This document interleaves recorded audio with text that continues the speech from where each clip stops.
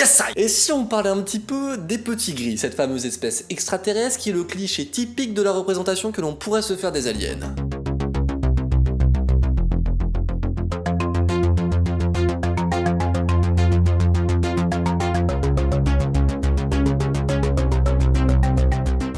Herbert George Wells sera l'un des premiers à réaliser un film de science-fiction autour des aliens et notamment utilisant les petits gris, grâce à son film Les Premiers Hommes sur la Lune. On va pas se mentir, le petit gris c'est la représentation classique que tout le monde peut se faire d'un extraterrestre, si on peut imaginer qu'un extraterrestre soit classique. S'il y a des fadas d'entre vous, des petits gris, y a pas de problème, je peux même vous dire d'où ils viennent. Selon le couple des Hill, ils viendraient de Zeta Reticuli. Bon, ça bien sûr c'est les Hill qui nous le racontent, et si vous les connaissez pas, c'est ceux qui auraient vécu un enlèvement extraterrestre, qu'ils vont raconter sous hypnose. Si vous voulez en savoir un petit peu plus, n'hésitez pas, hein, je peux vous le raconter, il y a un petit vote qui va apparaître, vous votez, puis on verra, je vais analyser ça, oui, ça passera en commission. Maintenant on va s'intéresser à leur physique. Hein, voilà, donc physiquement, les petits gris, en théorie, ils ont pratiquement pas de nez, voire pas du tout. Des oreilles, pareil, pratiquement pas, voire pas du tout, ça va dépendre de qui on parle. Ils auraient des gros yeux noirs, et puis ils auraient ni poils ni cheveux. On peut pas dire que ce soit les mecs les plus glamour de l'espace, ça c'est clair. Mais c'est pas tout. Ils seraient aussi petits, hein, ça c'est normal, c'est pas pour ça qu'ils sont pas très glamour, tout ce qui est petit est mignon. Mais leur couleur pourrait varier d'un gris à l'autre. Pourquoi?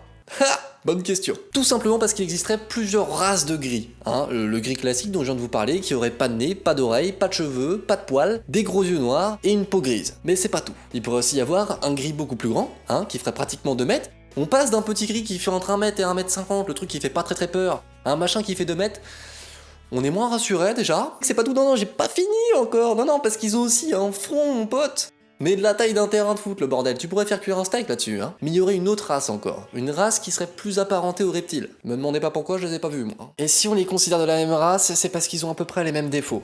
Ouais, je sais, c'est très moche de souligner les défauts d'une espèce, mais là j'ai pas de choix. Ils auraient les mêmes soucis biologiques, mais ça on en reparlera un peu après. Ils auraient surtout le même souci avec la sociabilité. Pour eux, les actes de torturerie et de cruauté seraient normal. Voilà. Non mais j'ai rien de plus à dire. Non mais c'est vrai que pour eux, tuer ou enlever, c'est ni bien ni mal, c'est comme ça. C'est tout. Finalement c'est cool, on pourrait assez facilement se dire que cette espèce intelligente, assez forcément développée, vu qu'ils peuvent venir nous voir ou en tout cas nous enlever, ils ont accès à une technologie assez supérieure, mine de rien. Ça pourrait être sympa, hein, mais sauf que le problème c'est que non seulement ils ont un style plutôt approximatif, on va pas se mentir, mais c'est pas tout. Non, ils ont un petit souci avec leur appareil de digestion. Ils seraient atrophiés. Et c'est ce pourquoi ils viendraient nous enlever ou nous torturer. C'est un peu pour nous utiliser comme des rustines, en quelque sorte, quoi.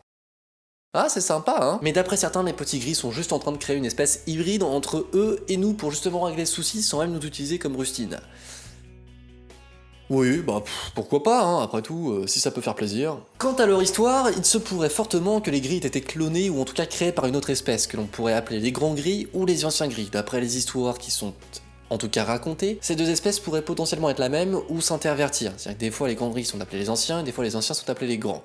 C'est pas mal le beans. En tout cas, cette espèce créatrice des petits gris pourrait les contrôler, ce qui pourrait peut-être expliquer le fait qu'ils soient dénués de tout sentiment et donc par conséquent de notion de bien ou de mal. En faisant mes recherches, je suis tombé sur le témoignage de Samuel. D'ailleurs, si vous voulez lire son témoignage, n'hésitez pas, il y a un petit lien en description. Bah oui, Samuel il a un peu de chance quand même. Et bien d'après son témoignage, les petits gris ne seraient pas là pour nous piller ou nous tuer, hein, mais simplement pour passer au stade final de leur évolution, un peu comme si vous voulez devenir Super Saiyan 3, quoi. En ufologie, la plupart des visites connues sur Terre de la part d'aliens sont souvent attribuées aux gris tellement ils sont devenus connus à cause de leurs enlèvements. Il faut bien avouer que ça donne pas forcément envie de les inviter à nos tables, tout ça. Je t'arrête tout de suite si t'avais prévu de créer une assurance anti-enlèvement d'aliens. C'est trop tard. Ça a déjà été fait. En faisant mes recherches, je suis tombé sur un témoignage très intéressant d'un homme qui décrit avoir vécu plusieurs années dans un vaisseau extraterrestre. Vous allez voir, cette histoire, elle est édifiante, mais elle est pas nouvelle. Elle vient d'un récit, d'un journal qu'un homme aura tenu et qu'il aura laissé à son fils derrière lui. Il raconte un jour avoir vu un objet en métal qui n'était pas plus gros qu'une pomme tomber du ciel avec des éclairs. Il s'est rapproché de cet objet et puis il a fini par se faire happer par cet objet. Bon, pourquoi pas, hein. Il nous dit aussi qu'il a vécu 6 ans avec eux dans leur vaisseau. Il va décrire les êtres aliens à l'intérieur comme étant des gris, et le plus surprenant c'est qu'il y aurait eu d'autres humains avec lui. Chacun aurait tous eu l'accès à l'intégralité des connaissances du vaisseau s'il le souhaite. Il va décrire cette espèce comme étant des gardiens finalement. Leur rôle serait de sauvegarder la Terre et donc de faire attention à ce que l'on fait. Stop, on va s'arrêter là 2 secondes. Pourquoi? Parce que souvent les gris sont décrits comme étant des êtres terriblement méchants, capables des pires tortures, comme je viens de le faire plus tôt dans cette vidéo. Mais là pour une fois c'est pas le cas. Pour une fois les gris sont décrits comme étant des gardiens, comme des êtres protecteurs qui veillent à ce que l'on peut faire. Et ça, c'est terriblement intéressant. Sachant que l'idée serait pas de nous protéger, nous. Non, ça à la limite on s'en fout. Non, pour eux l'idée ce serait plutôt de protéger la planète, qui elle est beaucoup plus précieuse. Reprenons l'histoire. Il va décrire qu'il avait le choix de rester avec eux ou non, et que par conséquent s'il était resté, il aurait fini par muter pour devenir l'un des leurs. Vous voyez, on y revient à notre histoire d'hybride. Bon, ce témoignage n'est qu'une histoire qui a été écrite dans un journal et après relatée. C'est très bien, mais on n'a aucune preuve. Tout ce que l'on peut croire, c'est son fils qui nous dit qu'effectivement, il a bien disparu pendant 6 années. C'est tout, donc il faut juste écouter la bonne parole de cette personne et lui faire confiance à 100%. Je sais pas vous, mais j'ai un petit peu de mal à faire confiance à ce que les gens racontent. En tout cas, les grilles sont dans certains cas des bouchers sans cœur et dans d'autres simplement une espèce gentille en quête de leur évolution. Toutes ces histoires n'ont aucune source à part des témoignages, et vraiment démêler le vrai du faux est pratiquement impossible, en tout cas à notre niveau. Tout ce que l'on peut faire, c'est ne pas juger ces histoires comme étant stupides et les accepter dans un premier temps, sans pour autant leur apporter du crédit et dire qu'elles sont véridiques. Restons ouverts et acceptons que ça puisse être une réalité un jour, mais en tout cas pour le moment nous n'avons pas de preuves, par conséquent on peut pas dire que ce soit une réalité. I could stay like this, forever following you.